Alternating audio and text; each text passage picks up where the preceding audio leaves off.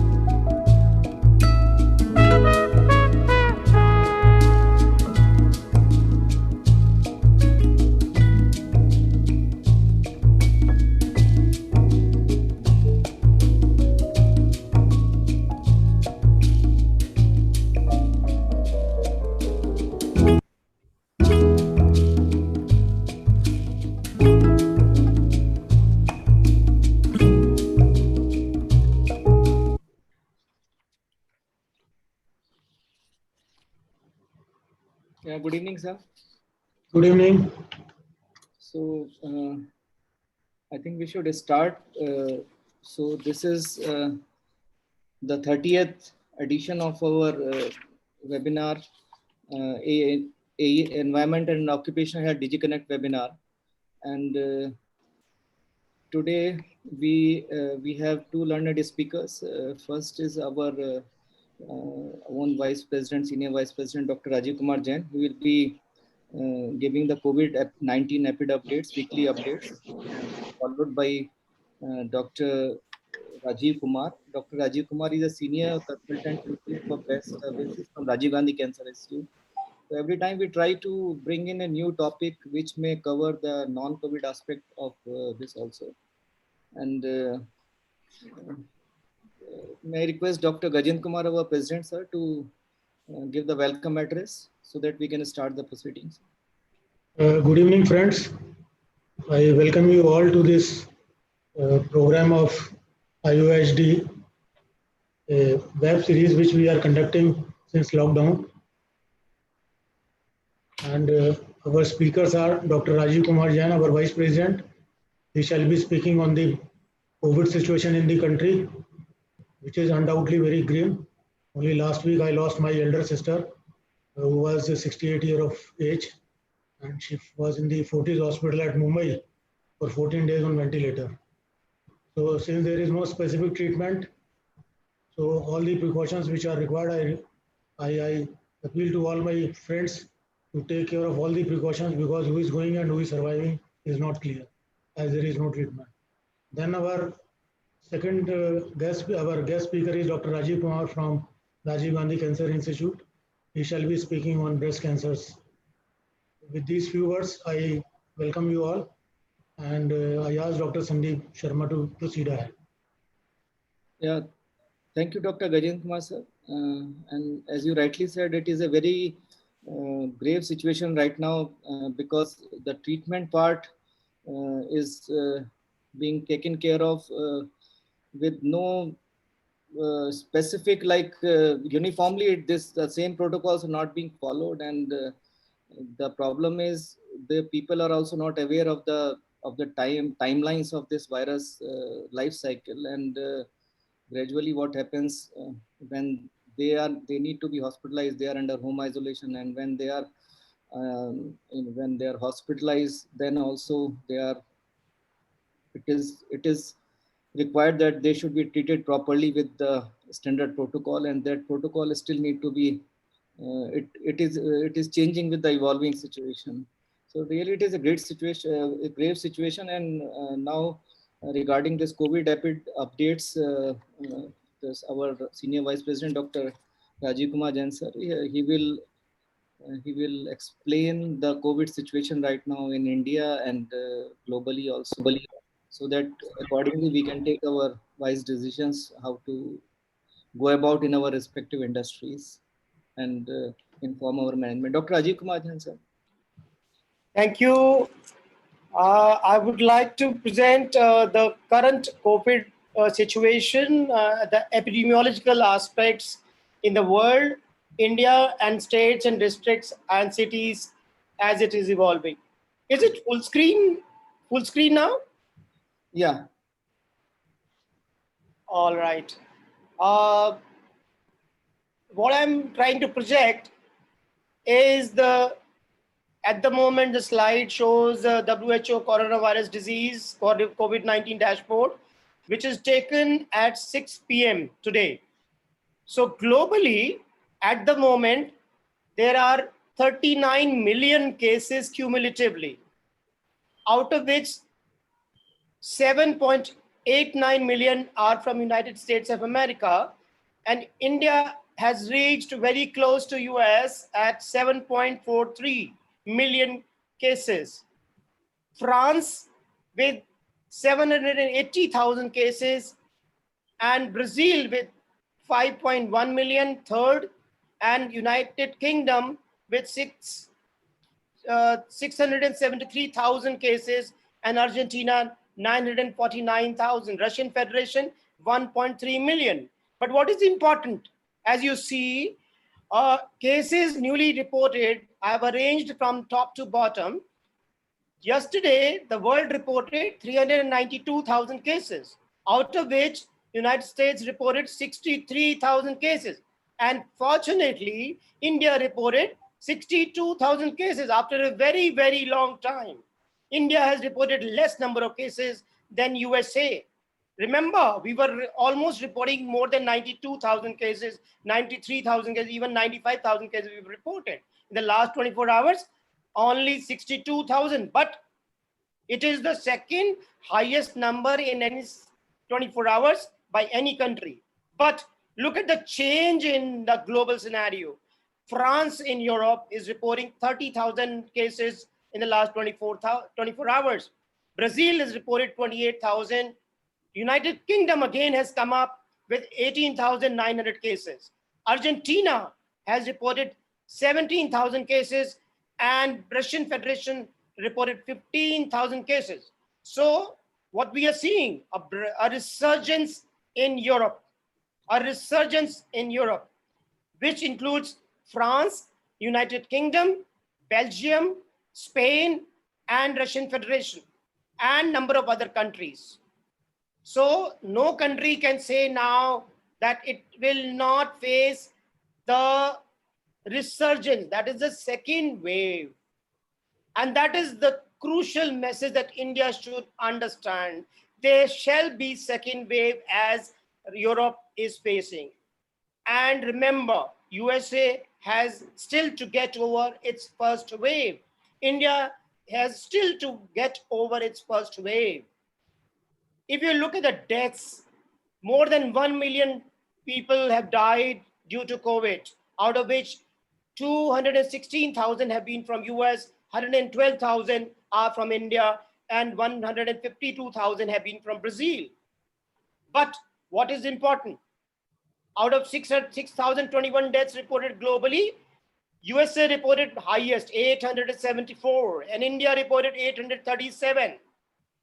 Brazil reported 713.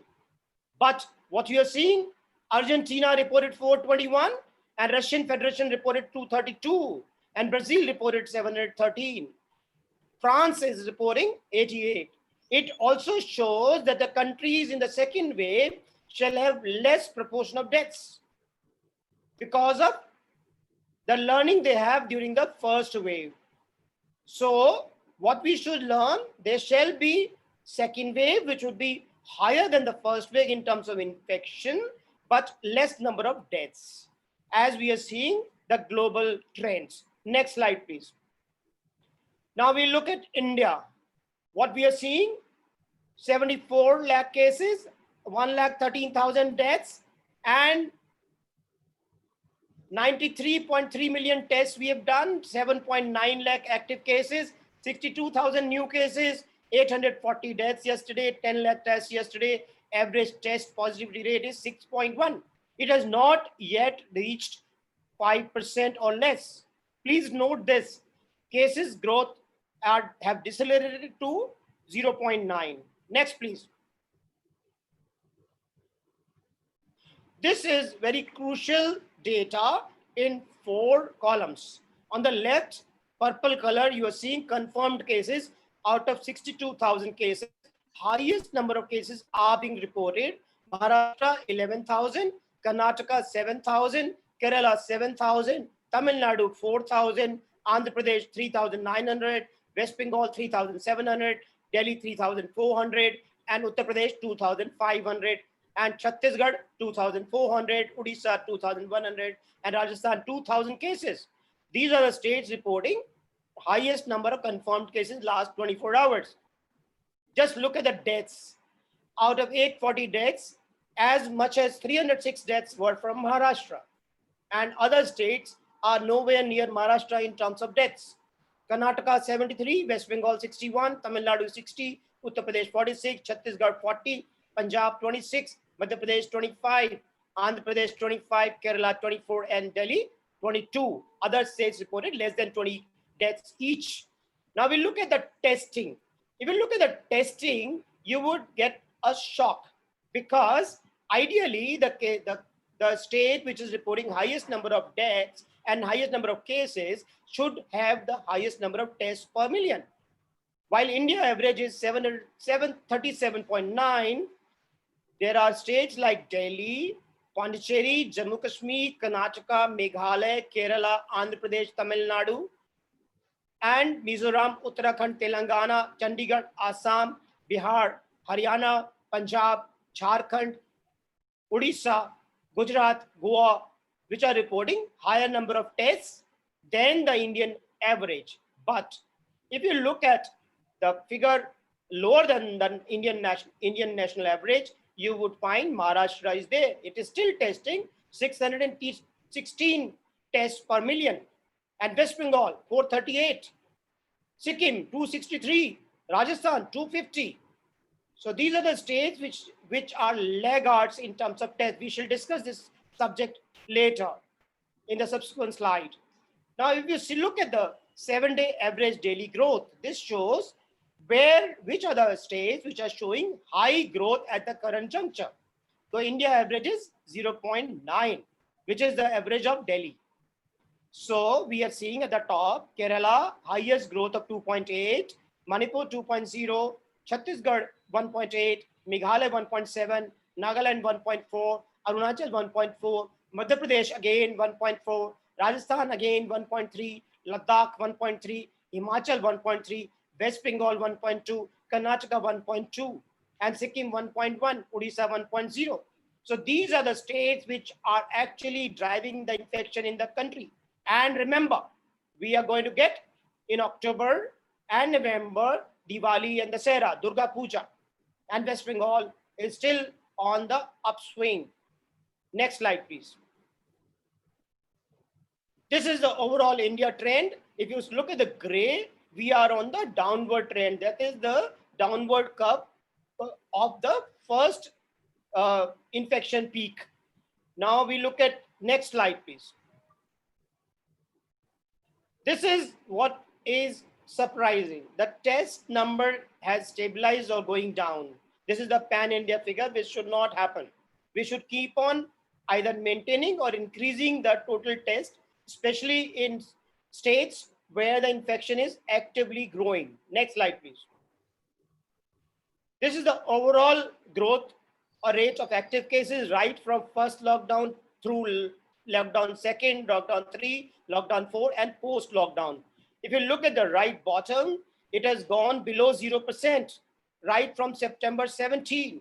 And now we are into minus 1.6, which is overall good, but not so good if you look at the states which are showing active growth rate of cases. Next slide, please.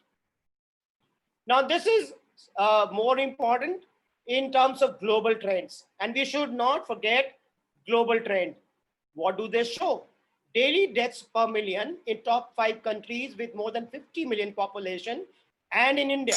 If you look at the top half, you are seeing Colombia, Iran, Mexico, and South Africa and United States, which are showing higher deaths per million than, if you look at the bottom, the black figure is India.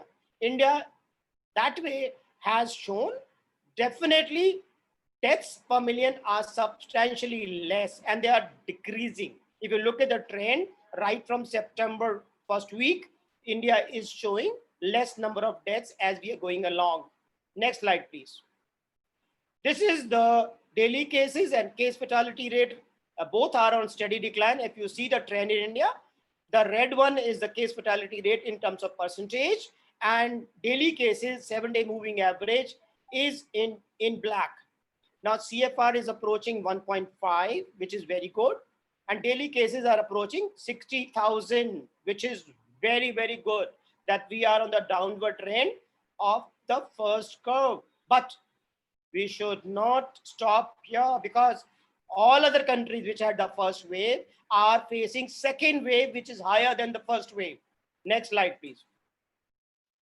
Now, this is the global perspective, where you see the new confirmed cases per million in top 5 countries with more than 50 million population, and in India. What you're seeing, UK is more than France, and France is more than US, and US is more than Colombia, and Colombia is more than Italy, and India you see at the lower end. The black thick line is India. All right. And second, also you observe peaks and second and third waves across countries. If you look at the curve of different countries in Europe and USA, you will definitely see second and third wave across countries. Next slide, please. This is the top 6 cities of COVID-19 cases, contributing 16 lakh cases out of total 74 lakh cases in India. Delhi and Kolkata are seeing rising cases again. Pune seems to be improving. Bangalore and Mumbai are seeing slight decline in 7-day average daily cases. Next slide, please. This is the rate of new COVID-19 infections. This is a change in doubling rates in terms of days from September 1 to October 15. What you observe, the rate of increase in cases for a region is generally measured by what is known as doubling rate, the number of days it takes for the total infections in the region to double.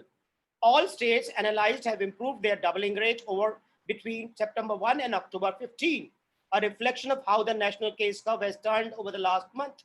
But Kerala, which has seen a massive spurt in new cases over this period, not only has the worst doubling rate in the country, that is 24 days as on October 15, it is also is the state which has improved the least. Doubling rate improved by only 1 day over the last 1.5 months. For context, the national average of doubling rate is 74 days. If you look at the bottom, as on October 15, an improvement of 43 from September 1. Other than Kerala, 6 states performed worse than the national doubling rate average. That is, at 37 days, Chhattisgarh has the second worst doubling rate and is followed by Madhya Pradesh 50 days, Rajasthan and Karnataka 53 days, West Bengal 57 days, and Odisha 69 days. So these are the 6 states which need to be very active. And if you remember, Government of India has sent a central team to these very states to help them manage the infection better. Next slide, please.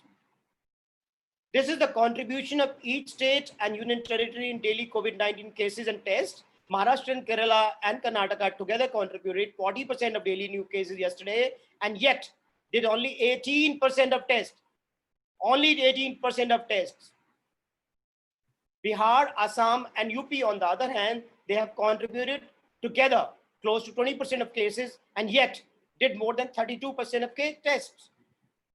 This is surprising. You know, states which generally are not perceived to be efficiently managed or governed are showing very good management of COVID-19 in the respective states. We must learn a lesson. And Kerala, Maharashtra, and Karnataka, which are supposedly better governed states in the conventional sense and better health infrastructure, are not showing the trend which they should be showing.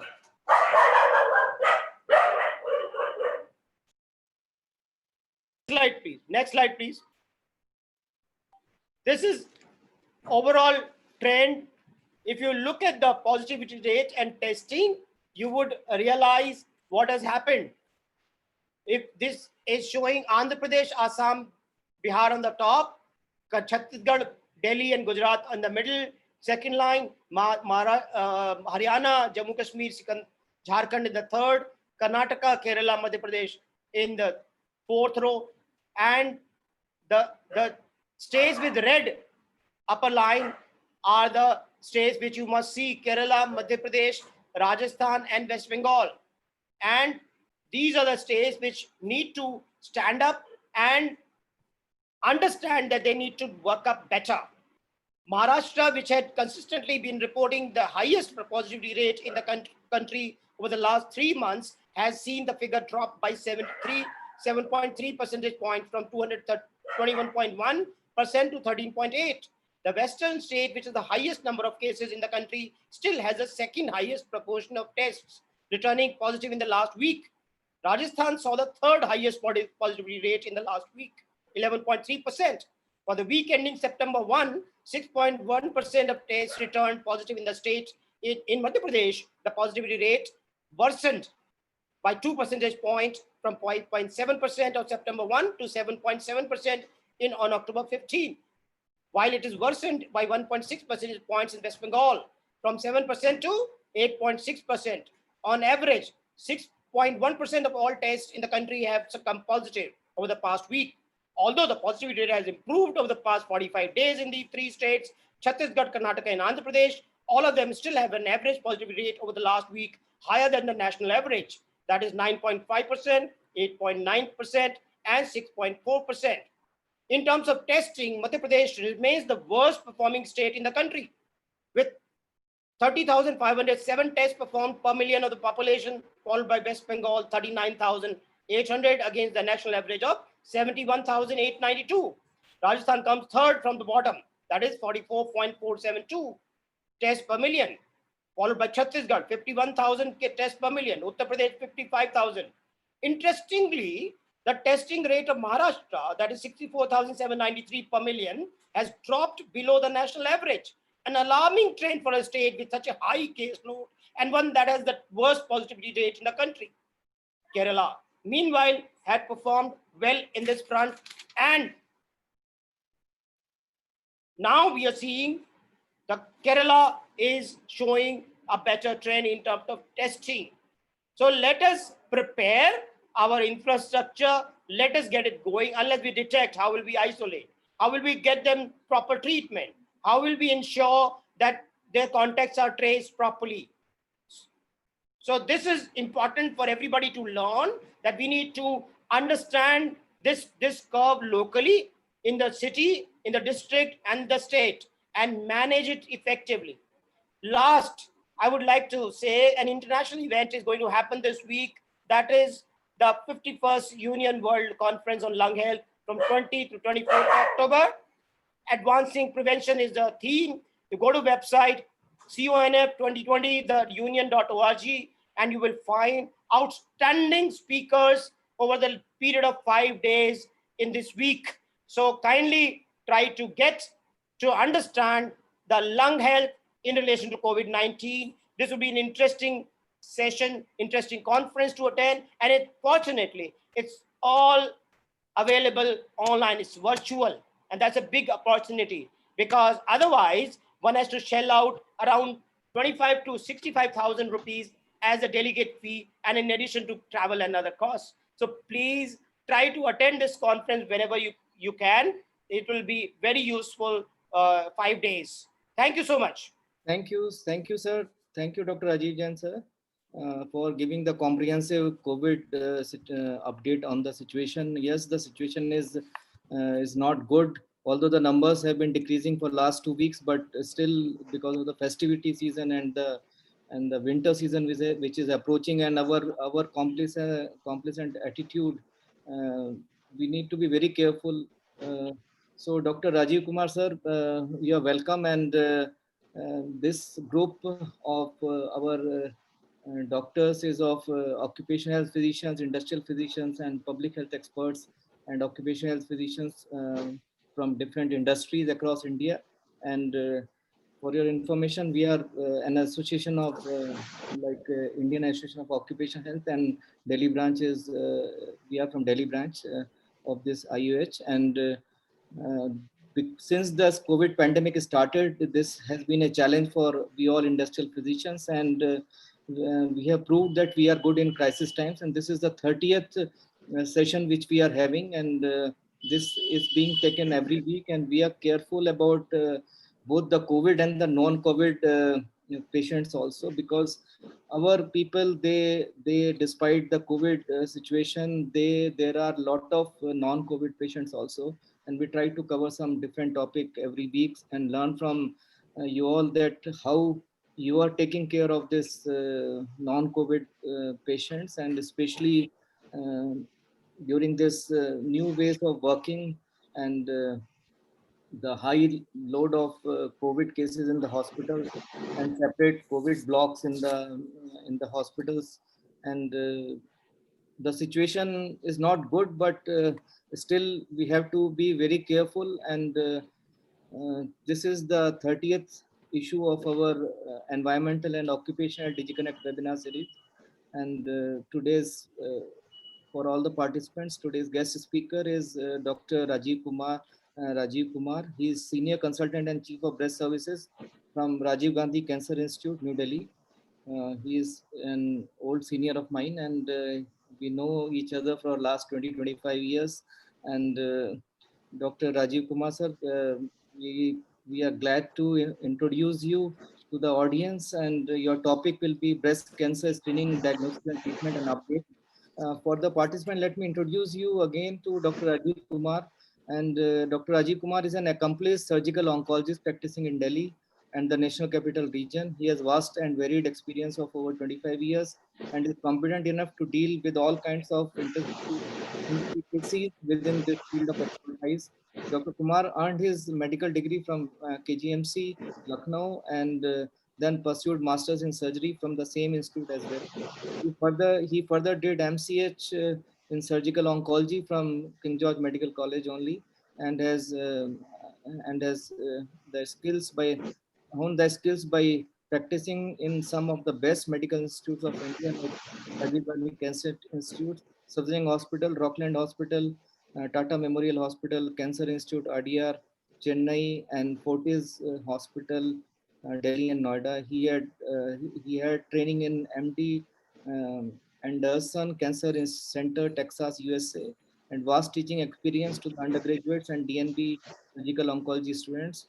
He has a stellar academic background and has received many awards and accolades for his academic brilliance, and he is an active member of many well-regarded international and national medical organizations, and has contributed significantly to the medical literature. And over and above, he is a good friend of ours, and he has been guiding us whenever we require any help from him for our patient, for personal help. He's always there. So Dr. Rajiv, you can share your screen, and you can start your presentations.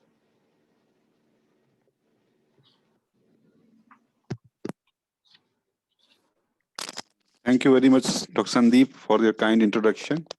And it's great to be amongst all of you this evening.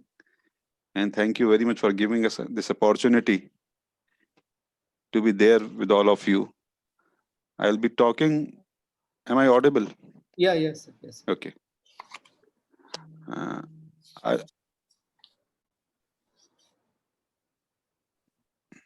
Just give me a minute.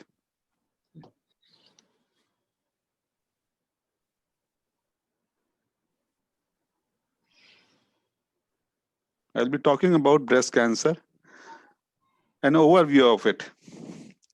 So, by breast cancer, whenever we see breast cancer patients talk about breast cancer, we think of mastectomies and some treatment and beyond. Beyond this, we hardly think anything. So nowadays, the treatment of breast cancer have changed vastly. So let's go through what's going on. So the important thing is no two breast cancer patients are similar. Every breast cancer patient has a unique characteristics. The same disease status in two patients, the outcome may not be similar. Stage 1 disease in a young lady and stage 1 disease in an old lady, the outcomes are going to be different. So same stage, same type of disease in two different patients requires different approach also, as well as different treatment, and the outcomes are also going to be different. So I'll go through these things as we go on. We see there's an increased incidence in younger age group in India and reduced survival in India as compared to Western countries. So if you see 14% of all cancers in women are breast cancer, it can occur at any age. And the incidence rates in India begin to rise in the early 30s and peak at ages of 50 and to 64 years of age. But unfortunately, these days, we are seeing patients of 20 years of age, 18 years of age, 25 years of age, unmarried girls, recently married girls, pregnant ladies. So all these people are coming to us these days. So it's a very unfortunate situation. And the major cause of this is lack of awareness. Now, this COVID has become an excuse for these ladies. They always say it's there for 8 months, 10 months, then lockdown happens and I could not come. Even I can tell you people from Delhi NCR, well-educated people, having no financial problems, having these insurance and all, everything, highly educated people. Daily they see television, daily they surf Google, still they are coming with stage 3 disease, sometimes stage 4 even. So this is lack of awareness, not only in the rural population, but also in urban population, not only in illiterates, but also in literates also. As you can see here, before 2008, cervical cancer used to be the greatest cause of misery in Indian women. In 2008, breast cancer was more common in urban population, but still cervical was more common in the rural population. But nowadays, in 2020, breast cancer is the commonest cancer, both in rural as well as in urban population. And here you can see what used to be there in past and what is the present situation. In present situation, more of the younger girls, younger women are having breast cancer as compared to what it used to be in an earlier period. Earlier, more in 50 to 60 years of age or 40 to 50 years of age, people used to get breast cancer. But nowadays, younger and younger women are getting breast cancer. And you can see that Delhi is the commonest place. And 1 out of 8 lady will get breast cancer in India, which is a big number. And here you can see how we deal with it. So 5-year survival in India is around 52%. But if you see in China, it's around 82%. In US, it's 89%. The mastectomy rates in India is around over 90%, 60 to 80% in China, and 46% in US. Why is it so high mastectomy rate in India? Because most of the times the patient does not decide about her treatment. It's some relative, a distant relative will tell her, get the breast removed completely. That will give you cure. And that poor lady, even with a small tumor, gets the breast removed completely, which is not required at all, which I'll tell you a little later. So these are the various symptoms. We all know about the symptoms of breast cancer. The commonest is a breast lump. And the most common thing of this breast lump is that it is painless. Since it is a painless lump, so many of the people ignore it for a long period of time. They say there is no pain, why should I go to a doctor? But these painless lumps are more harmful than painful lumps. Painful lumps are basically because of mastitis or some other inflammatory lesions. But this painless lump, which is there, residing there for a long period of time, gradually increasing in size, and then someday it spreads here and there, and patient comes with an advanced disease. Other symptoms can be a nipple discharge, a lump in the armpit or the axilla, or there can be some redness or pitting of the skin, what we know as PUD orange, or any abnormality in the breast. So any abnormality in the breast, one should go to a doctor, to the right doctor, to get it checked. So once these patients come to us, what we do? We do triple assessment. We clinically examine that patient, do some sort of imaging, either in the form of ultrasound or mammogram or a MRI if required, and then we do a core biopsy. There are two things, either an FNAC or core biopsy. Nowadays, core biopsy is mandatory for all to diagnose all the breast cancers, because not only we see the histopathological type, but we also do the estrogen receptor, progesterone receptor, and HER2/neu. That will decide how we are going to plan the treatment of this patient. So these are the certain risk factors in breast cancer. There are certain risk factors which cannot be changed, like generic, that means genetic factors, the female gender, the history of breast cancer in family, as the age advances. But there are definitely some factors which we can change. These factors are, of course, alcohol, which is the commonest factor. Then you can see the OCPs and HRTs. These are the tablets which women take. They can also increase the risk of breast cancer. So estrogen is the commonest hormone which causes increase in the breast cancer, and it also helps in the spread of the breast cancer. So we have to see the estrogen link of the breast cancer. So more and more estrogen, more chances of having breast cancer. Another important aspect which I would like to tell little bit in detail of this gene, BRCA gene. If somebody is having this gene, that lady is going to have more chances of breast cancer as compared to general population. It is said it's around 11% more chances, 11 times more chances of having breast cancer than the general population. So nowadays, people come to us, usually the mothers who are having breast cancer, they ask us, what are the chances of having breast cancer in my daughter? Or are my children also going to be affected by cancer? So these are the common questions these days. And this has come after this Angelina Jolie's effect. When she never had any cancer, but her grandparents had cancer of the breast and ovary, and she got the prophylactic mastectomy, bilateral and salpingo-oophorectomy. So after her story, this has increased. And if you can see here, this is the percentage increase in the testing of the BRCA gene after this Angelina Jolie's thing. And what is the incidence of having more cancer in those who are BRCA positive, BRCA1 or 2 positive? If you see here, the chances of breast cancer and ovarian cancer, they gradually increase over a period of time. As the age increases, the chances of breast cancer and ovarian cancer increases for those who are BRCA positive as compared to general population.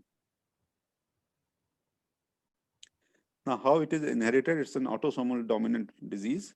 So one of the parent who is affected, then 50% of the children are involved. The important thing is the affected parent may be a father or mother. Anybody can be affected, and 2 out of 4 children will be involved with the BRCA positive gene. Here you can see an affected father and an unaffected parent, and the 2 are involved. It's not only that only women inherit this BRCA gene. Men also inherit BRCA gene from their parents. Now here you see the risk of breast cancer as the age increases.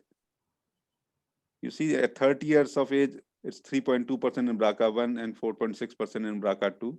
But as the age increases, at the age of around 70 years, 85% of these ladies will have breast cancer in BRCA1 and BRCA2 positive genes. Same is with ovarian cancer. See, as the age increases, the chances of 1 out of 2 patients of BRCA1 gene will have ovarian cancer, and 1 out of 4 of BRCA2 positive gene will have ovarian cancer. So I must tell you here, see, breast is a superficial organ. It can be clinically examined. You can do a mammogram, you can do an MRI, or ultrasound, or whatever. You can find the lump little earlier. But as you see, ovaries are seated deep in the pelvis, and they usually present at an advanced stage. Usually in stage 3 disease, they present to us. So ovarian cancer risk is more fatal in BRCA positive patients. So what to do in those ladies or those girls who are having this BRCA positivity? They should do monthly breast self-examination from 18 years onwards and biannual clinical breast examination from 25 years of age. They should also have biannual magnetic MRI of the breast and mammogram from 25 years of age. And in premenopausal women, they should get an ultrasound of the abdomen, either transvaginal or abdominal ultrasound. So these are the indications where we do test BRCA gene. There are three common indications. One is a triple negative breast cancer, means there are estrogen receptor, progesterone receptor, and HER2 news negative. Younger patients, less than 50 years of age, and those who are having family history of breast cancer. These three are the star indications to get the BRCA gene tested. And this is also very important. It's not only that it comes from the maternal side, that my mother has it, my grandmother has it. No, it can also come from your father. So paternal history is as important as maternal history when we take history for breast cancer. These are the number of tests we have done in last 3 years, say around 162 cases, and 58 of them were BRCA positive. So about 1 in 3 are BRCA positive. And out of that, if you see triple negative breast cancer, half of them are positive. Family history, around 20% are positive. 50% of bilateral cancer are positive. So this is the, and we have done so many of salpingo-oophorectomy to prevent ovarian cancer, mastectomies and mastectomy with reconstruction. See, salpingo-oophorectomy is a very important thing in breast cancer in patients who are having BRCA positivity, because it reduces the risk of ovarian cancer to the tune of around 96%. Moreover, it also adds the reduction of having a breast cancer in the contralateral breast and the ipsilateral breast also, if the breast is preserved. Now coming to the imaging, we know ultrasound is usually required in less than 40 years of age, because before that, the breasts are very dense and mammography does not pick up any lesion. Those who are over 40 years of age, they should undergo a mammogram, yearly mammogram. And MRI is reserved for those patients where you see there are very dense breasts in younger patients, and those who are having surveillance for high risk group, as I've told you. Sometimes post-neoadjuvant chemotherapy, when you want to see the exact size of the lesion. Sometimes you come across with a patient who are having only lumps in the axillary lymph nodes. Clinically and on mammography, there is no lump found on the breast. Then you do an MRI and you can find a small lesion on MRI. And whenever you plan conservation, you can have this MRI to rule out any lesion, a very small lesion which is missed. Like you see here, this big lesion could be identified on a mammogram, but this small lesion was missed on mammogram, but it was picked up on MRI. These are the various sensitivities and specificities of mammogram, ultrasound, and MRI. MRI is very sensitive, although not that specific, and mammogram is more specific. Ultrasound is usually done in younger patients. Now coming to the PET-CT. Now it's a fashion to get a PET-CT done in every case of breast cancer, rather every cancer. I have seen even skin cancer, a small perineal cancer, skin 1 centimeter lesion, basal cell carcinoma. People are getting PET-CT done. So PET-CT is ideally not indicated in each and every patient. Only those patients who are having locally advanced breast cancer should undergo a PET-CT scan. Rest all the patients may not require PET-CT. But unfortunately, you can see most of the patients are getting PET-CT as the patient themselves demand for PET-CT. Or physicians say when they come to us with PET-CT only. The problem with PET-CT is it upgrades the disease. You know, the tuberculosis looks like same, sarcoidosis looks same as malignancy, and we are confused. Then we have to do additional tests. We have to do FNAC or some sort of test to rule out tuberculosis and sarcoidosis in these cases. So PET-CT should be done in appropriate patient. Of course, it is a very important investigation, but not in everybody, not in early breast cancer. Now, this used to be the regular treatment, mastectomy, a flat chest on one side and breast on the other side, which is not required at all these days. We know by means of so many trials which were done internationally, over thousands and thousands of patients, that either you do breast conservation or you do mastectomy, the results are absolutely equivalent. Moreover, my teacher used to tell me, if you remove the complete breast and if the recurrence happens, it happens in the chest wall, which is difficult to remove. Whereas if you conserve the breast and recurrence happens, it happens in the breast itself. You can very well remove it. So conservation is always better than mastectomy. But unfortunately, sometimes, as I told you, some people ask for mastectomy even for a very small lesion. And the main indication for that is some distant relative tells him, get the mastectomy done. So there's a paradigm shift from flat breast to fabulous breast. So breast can always be preserved or reconstructed in any setting. The indication of breast conservation surgery, if you can remove the lump with adequate cosmesis, you should always remove it and preserve the breast. These are the various contraindications of breast conservation.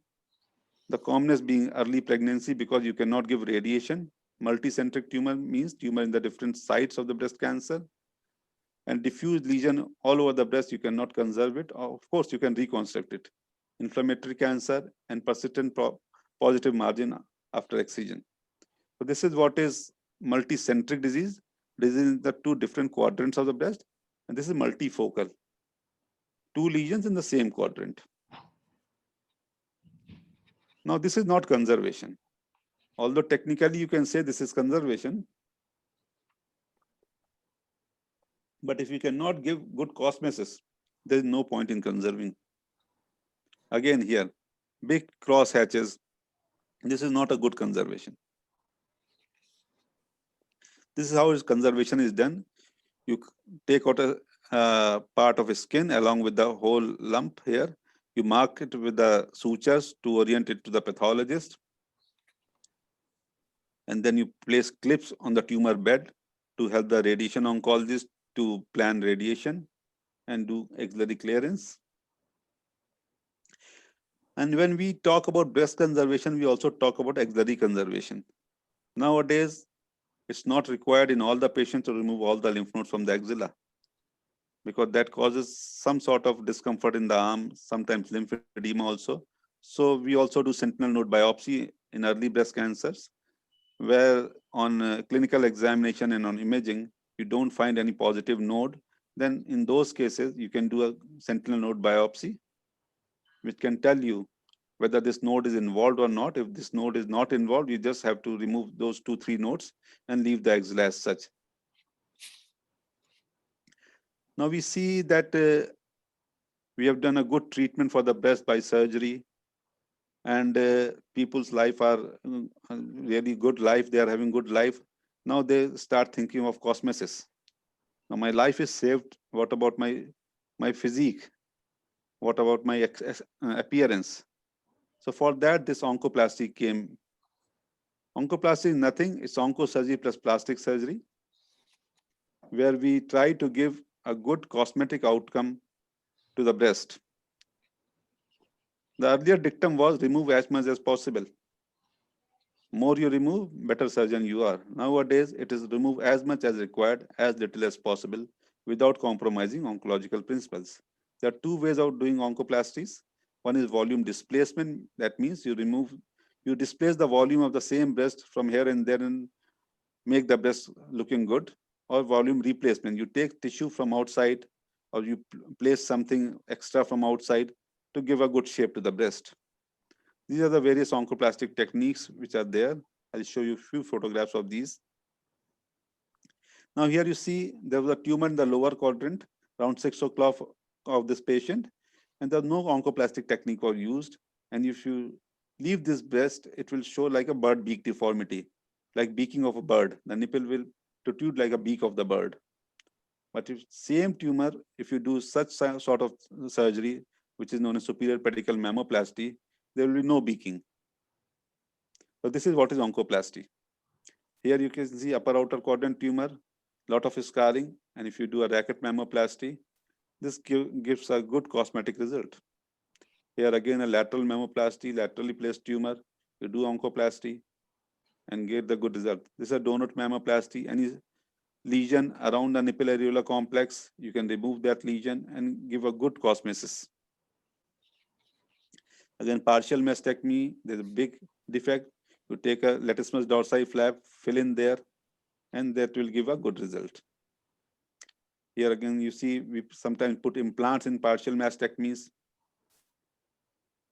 Now, sometimes we cover these implants with some material, which is absorbable mesh, and you can see very good results.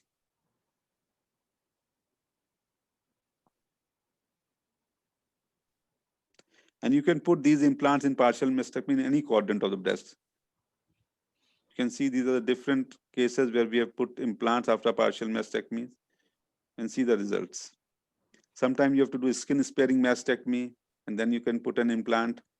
Nipple sparing mastectomy, you can put an implant.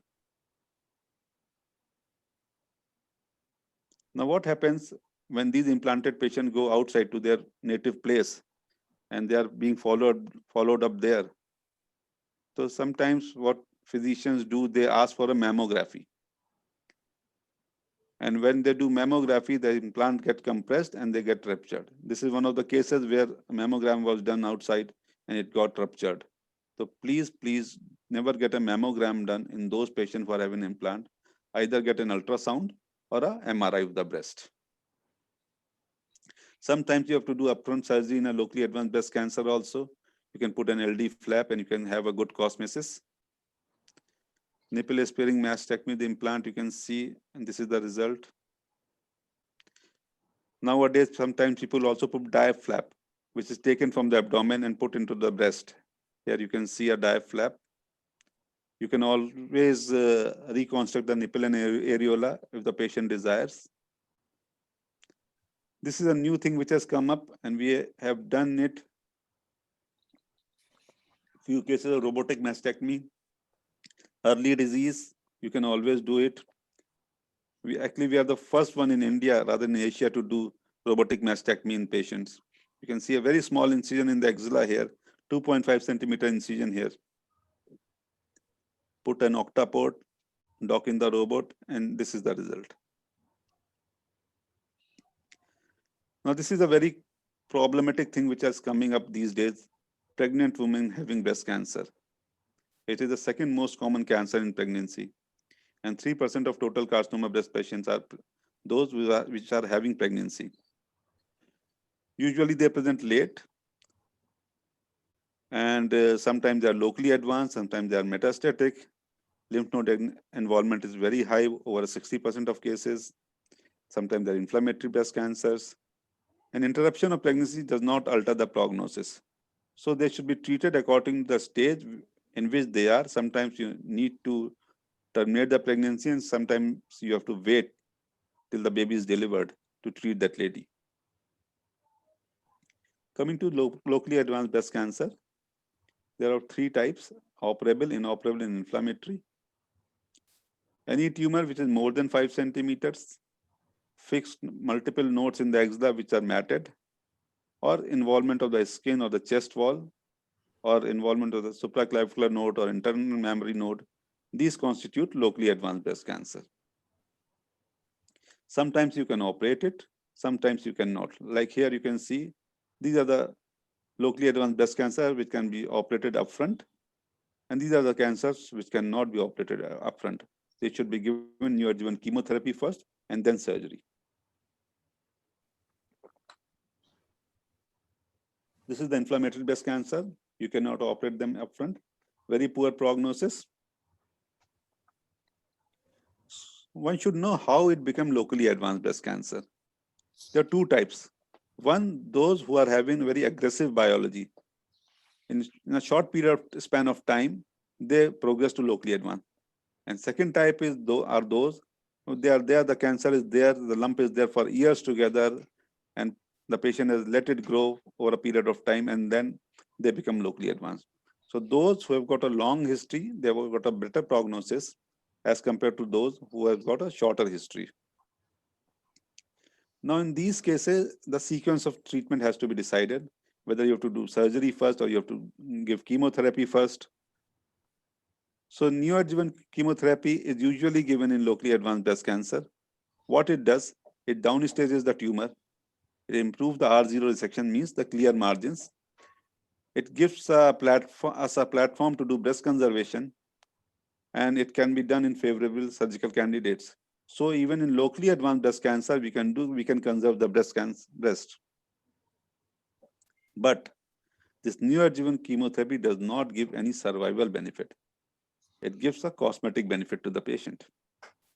So indications of neoadjuvant chemotherapy these days, one is the locally advanced breast cancer, second is the triple negative breast cancer. Triple negative breast cancer, even in early stage, should be given neoadjuvant chemotherapy. And those who are HER2 amplified cancers, they should also be treated by neoadjuvant chemotherapy upfront, followed by surgery and radiation. The contraindication for neoadjuvant chemotherapy is the DCIS, that means ductal carcinoma in situ, very early cancer that does not respond to chemotherapy at all. So whenever you are planning to give neoadjuvant chemotherapy, most of the times those patients who are triple negative breast cancer or HER2 positive breast cancer, that lump disappears after chemotherapy.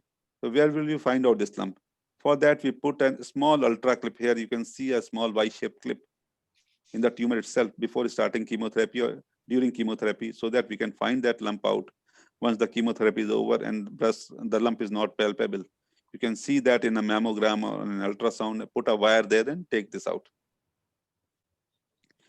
This is something which we have done for the first time in India, at least. Other in the world, people are not doing this. This is very important for all of you also. Because this is something, when we do a breast conserving surgery, we take out the lump and send it for frozen section. And our pathologists tell us whether the margins are clear or not. But unfortunately, in India, the facility of frozen section may not be available in all the places. Many of your institute might not be having this frozen section facility. So this is a new technique which we have developed. You take out the lump, put a wire inside, a simple wire, you say spinal needle or something, mark it with the clips, staplers, simple staplers, like one for superior, two for lateral, or whatever you want, and take a mammogram. Mammogram is available almost at every place. Take a mammogram of this specimen, and then you can find the distance from the tumor with the edges. So in our study of over 100 patients, we found it is as good as having frozen section. So this is a very good thing for those places where the facility of frozen section is not available. So once we remove all these tumors, what we do, we send them for histopathology. They tell us so many things about the grade, nodes, margins, LVI, PNI, estrogen receptor, progesterone receptor, and HER2/neu. And after that, we come to a stage, finally a stage, which stage it is, either neoadjuvant, after neoadjuvant chemotherapy or after upfront surgery. Then further treatment is required in the form of either chemotherapy, radiation, hormone, or targeted therapy. So chemotherapy is required in almost all the breast cancer. Only these are the exceptions. Rather, any tumor more than 1 centimeter requires chemotherapy. All node positive disease requires chemotherapy. All triple negative breast cancer require chemotherapy. All ERPR negative HER2 positive breast cancer require chemotherapy. So over 90% of the patients, or rather 95% of patients, required chemotherapy. But nowadays, there are some exceptions. Thanks to the molecular subtyping and all those things, early disease, T1, T2 tumors, N0 tumors, that means no nodes are involved, those who are ER positive and HER2 negative, there's a chance that these patients can be saved from chemotherapy. There are certain tests which are known as risk factors. If you do these tests, then if the patient falls in a low risk category, then he can be spared, she can be spared from surgery, from chemotherapy. These tests are listed here, like Oncotype DX, MammaPrint, EndoPredict, ProSigna, CanAssist. What they do, they see the genes, what kind of genes these tumors are expressing. Then they classify them depending on both on the clinical factors as well as on genetic factors into high risk and low risk categories. If the patient falls in high risk, then she requires chemotherapy. If the patient falls in low risk, she only requires hormonal treatment. And it has been seen that those who are in low risk category and you don't do these tests and they are given chemotherapy, the chemotherapy is not going to do any harm, any good. Rather, it will do harm.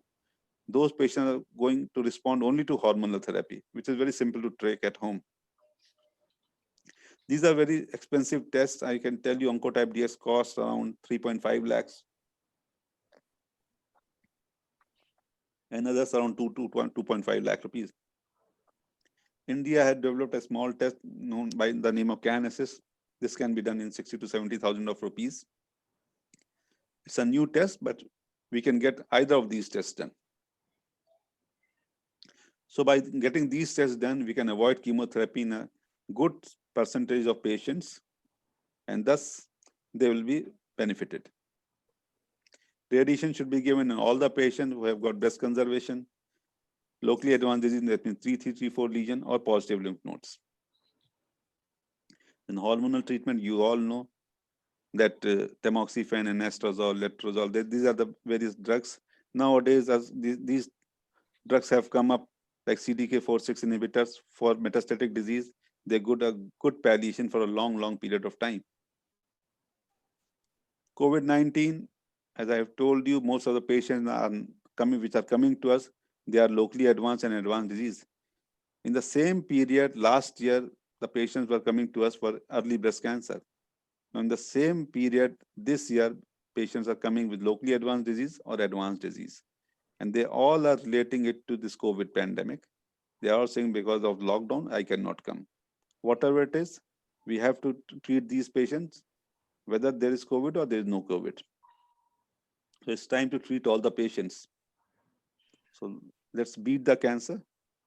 Thank you very much. Thank you, Dr. Rajeev. Sir, this was a very long journey of last 20, 25, 30 years since when we all started doing breast surgeries. That was initially it was radical mastectomy, then followed by breast conservation surgeries, then partial modified radical mastectomies. Now, a lot of changes have been there, and breast conservation surgeries, oncoplasty, and other things. Many things we have told right now.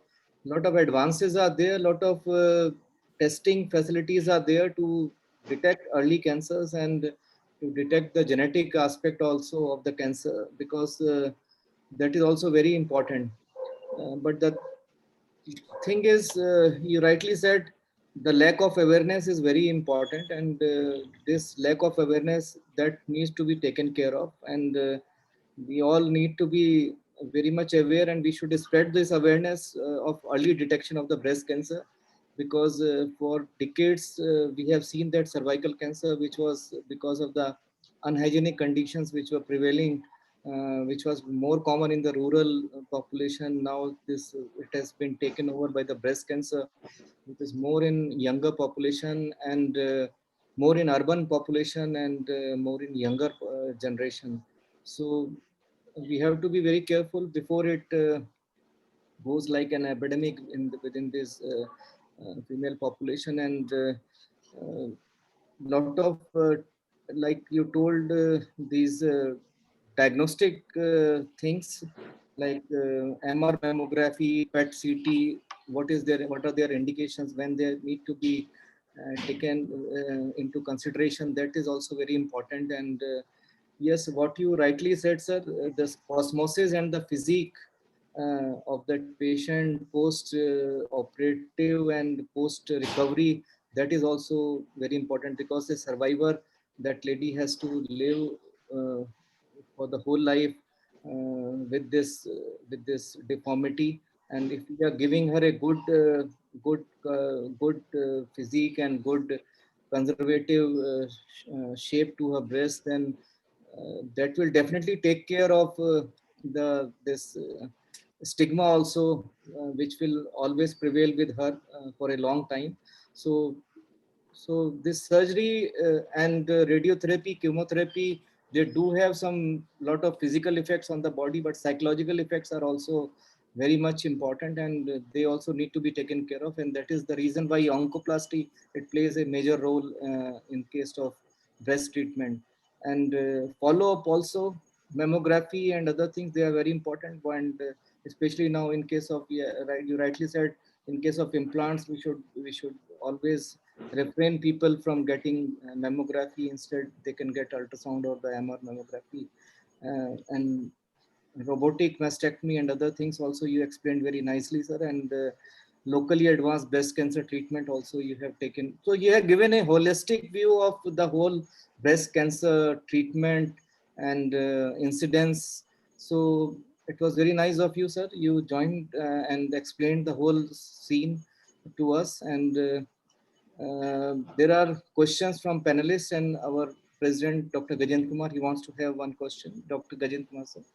First of all, I congratulate Dr. Rajiv Kumar for a wonderful presentation covering almost all the aspects on the subject. Now, my question is, what is the prevalence of breast cancer among males? And normally, what is the outcome of the treatment of breast cancer in the males vis-a-vis women?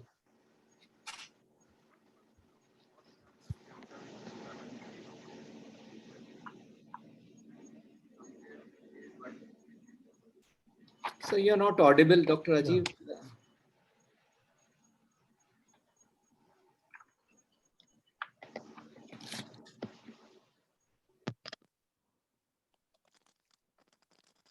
Am I audible now? Yeah, yeah. Yeah. Okay.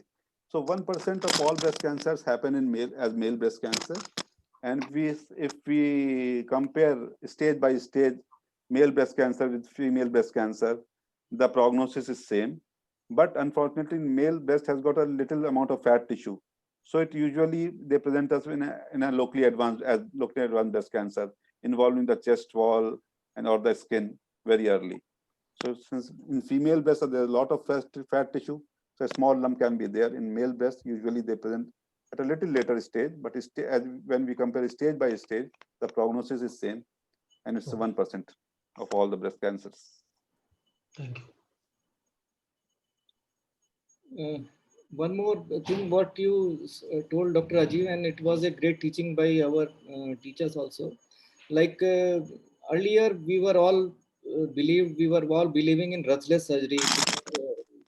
The surgery should be ruthless in case of a cancer, especially breast cancer.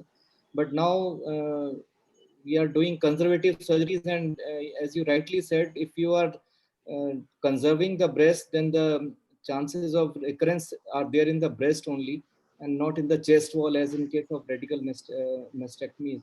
So which is more difficult to treat in case of radical mastectomy, and it will be an easy job for treating the recurrence in a breast tissue which has been conserved. That is also a very good point which you have given to us. So we all need to be very careful about all these things. Dr. Rajiv Kumar Jain, sir, you want to ask something? Yeah, well, I must compliment Dr. Rajiv Kumar for a very comprehensive, lucid, and complete presentation on a difficult topic. Because over the years, what I've seen is management of CA breast has evolved tremendously amongst all cancers. And it is important that this is such a prevalent cancer is being researched, and effective modalities are available now. My question relates to the effectiveness of immunomodulation or immunotherapy in management of CA breast.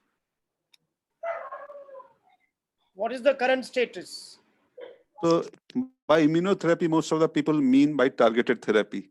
That means those drugs which have come up recently for targeting a particular agent, particularly HER2 gene. And for HER2, we have got nowadays two drugs. One is known as Herceptin or trastuzumab, and another is pertuzumab or Perjeta. They decreases the chances of recurrences to the tune of 10 to 15%. So they are being very nicely used these days in all the patients who are HER2 positive. Thank you. May I request other panelists to, they can just enable their videos, and they can ask the question from Dr. Rajiv Kumar sir. Dr. Shyam Pingle sir.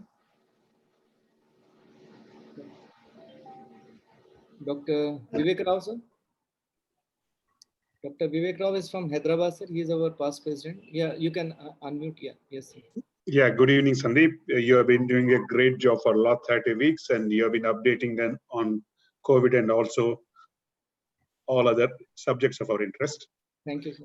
Thank you. And Dr. Rajiv Kumar Jain is our resourceful person. He informs all of our group members about what's happening, where it's happening, anything on occupational. Thank you very much, Dr. Rajiv Jain. Sir, our guest speaker, Dr. Rajiv Kumar, we are all occupational health physicians. We are interested in preventive health, sir. So in periodic medical examination, we advise our female employees 40 plus to undergo ultrasound and also mammogram. So should we replace it with MRI because it is more sensitive? And your advice on unmarried girls or female employees before 40 years, how frequently we should advise them to undergo such screening programs, please?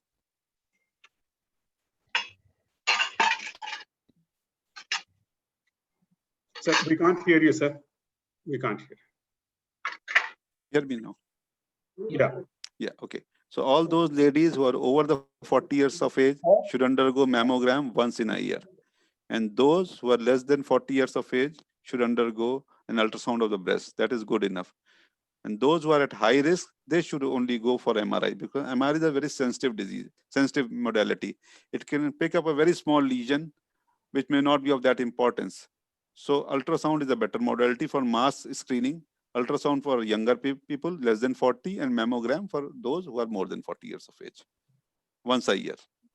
Thank you, sir. Thank you very much. Dr. Pingle sir.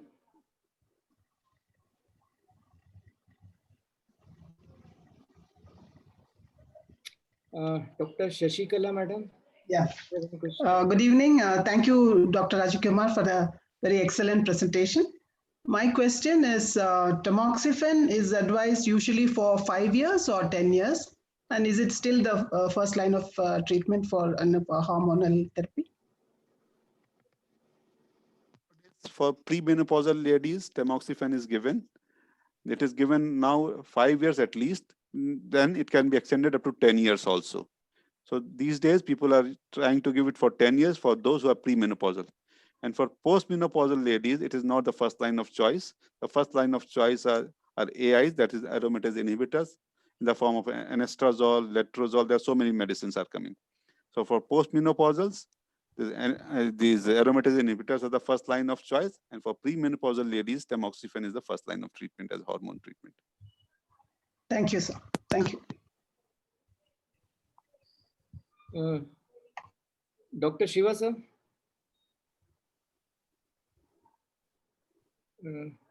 Dr. Shyam Pingle is live now. Dr. Pingle sir. Yeah. Thank you, Dr. Rajiv Kumar, for an excellent presentation, and especially for giving this clarity regarding periodic medical checkup, because that is what matters a lot for us. And now there are more and more female employees, and as they're aging, they are coming in the high-risk group. So we can have a very practical and pragmatic approach for their screening and surveillance. So thank you so much. And I don't have any specific question because your presentation was very comprehensive and exhaustive. Thank you. Thank you. Dr. Shiva sir. Thank you, Dr. Rajiv. Excellent presentation. You have clarified so many things which many of us were not sure about. So thank you very much. And I have one case where a 31-year-old employee, mammography was done. She had no signs, symptoms, nothing. Mammography showed, and it was diagnosed as cancer, and it is now more than 20 years. She's doing fine. So I don't know, we used to do mammography even for younger people. But now the whole criteria has changed. Before it was 50 years, now it has come to 40 years. Thank you very much. Thank you. Other panelists, Dr. Tyagaraja, sir, Dr. Anand Krishna, Dr. Kishore Parekh. If you have any question, you can ask Dr. Rajiv. We are joined from across India, like Dr. Shiva is from Mumbai, Dr. Shyam Pingle from Gandhinagar, Dr. Vivek Chandra Rao from Hyderabad, Dr. Shashikala from Bangalore. So they are all senior members of our past presidents, and they are all working in different industries or institutes. So any question, if there is, it is there, then Dr. Rajiv, both Rajivs are there. There are one or two questions in Q&A box. There are the comments. Dr. Tyagarajan wants to say something. Yeah, Dr. Tyagaraja, sir. Good evening, sir. Yeah. Thank you very much. It is a wonderful presentation. Very nice. Started with BRCA 1, 2, Angelina Jolie, and later on, most cosmetic surgery. Wonderfully, you have highlighted everything, sir. And most recent, ultra recent, and advanced, very much advanced surgery also you have shown. Thank you, sir. Thank you for your highlighting. And we have learned a lot. And at present, we are very much thankful to you. You have shown very beautiful slides. Thank you, Dr. Tyagaraja, sir. Sir, I have a question. Yeah, Dr. This robotic surgery can be applied to all size tumors, or is there any tumor size restriction, sir? There's only a small size tumor, appropriately placed tumors. It's for very, very selected group of patients, not for all size of tumors.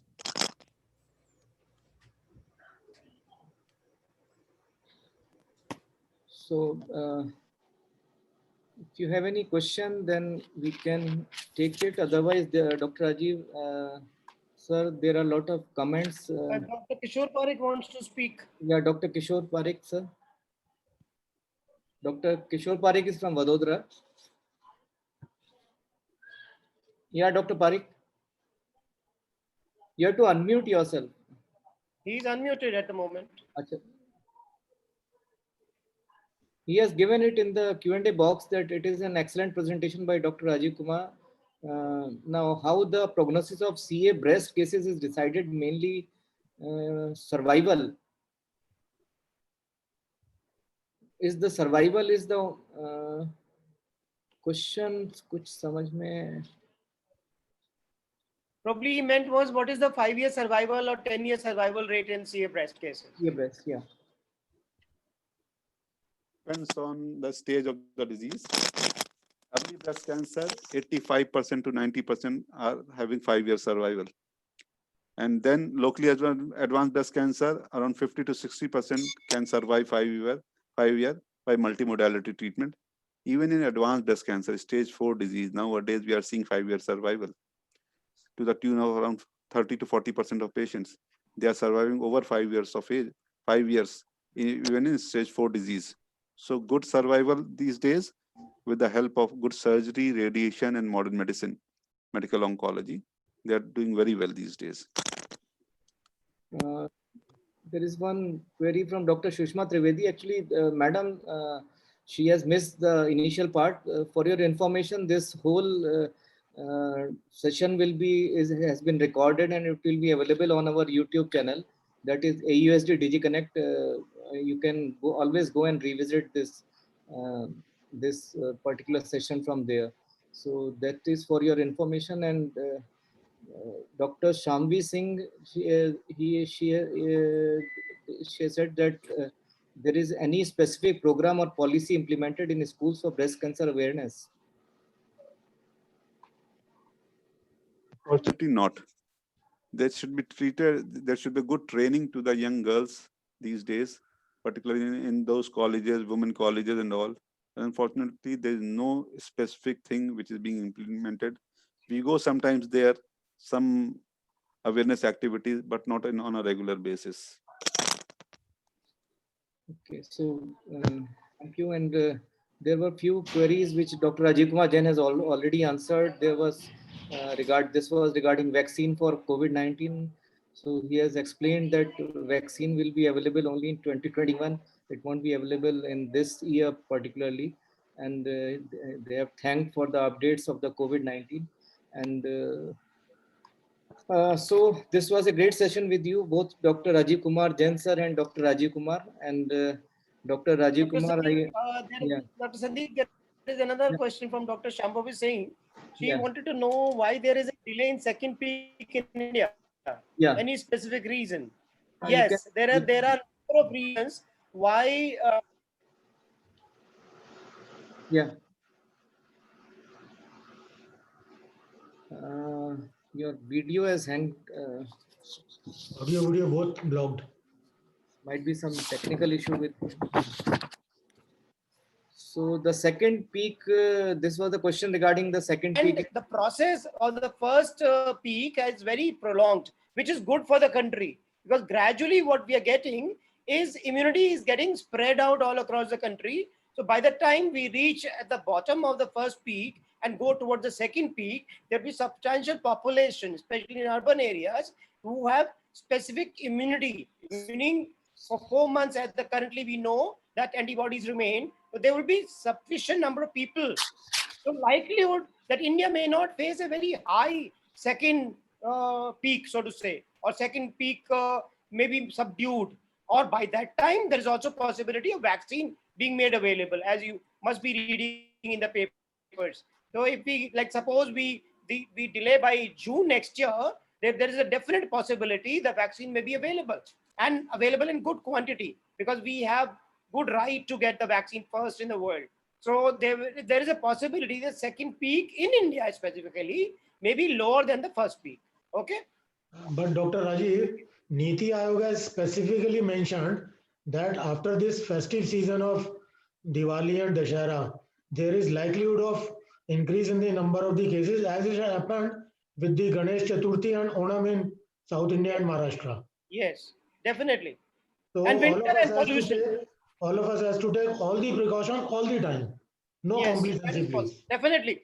The three factors are pollution, especially North India, second, winter, and third, festivals. All together combined may not result in total, coming down of the infection. So it will be part of the first peak itself, as happened in US. Correct. Right.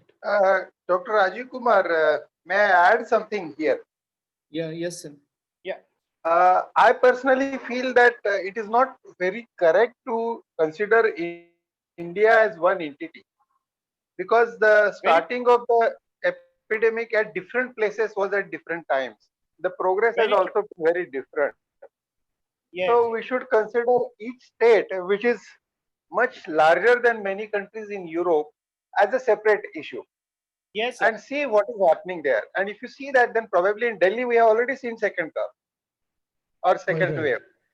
So like I that. fully agree with you. I fully agree with you. So therefore, this question, I mean, considering India as a whole, from Delhi to Arunachal Pradesh and Mumbai and all, is not very correct because of our geographic spread. We are a subcontinent after all. So, and we have a Diversity huge as well. population. Diversity Yeah, in terms of transportation, in terms of temperature, ecological diversity is also there. AQI, if you see, very diverse. South India is very low AQI. North India is very high AQI. Absolutely, absolutely correct. So therefore, many parts in India are already seeing second wave.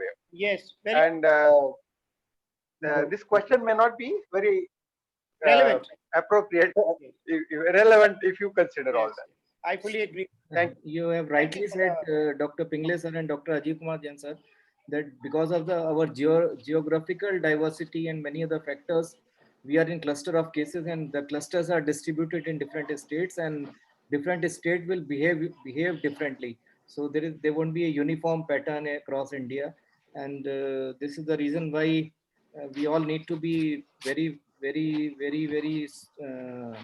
updated, and we should know the things which are happening at our local level, and accordingly, the precautionary measures and the other measures, they need to be followed, and it is a time that we should not put our guards down, and because all these COVID appropriate behaviors, they need to be followed. And Dr. Rajiv Kumar sir, we have designed a small token of appreciation for you.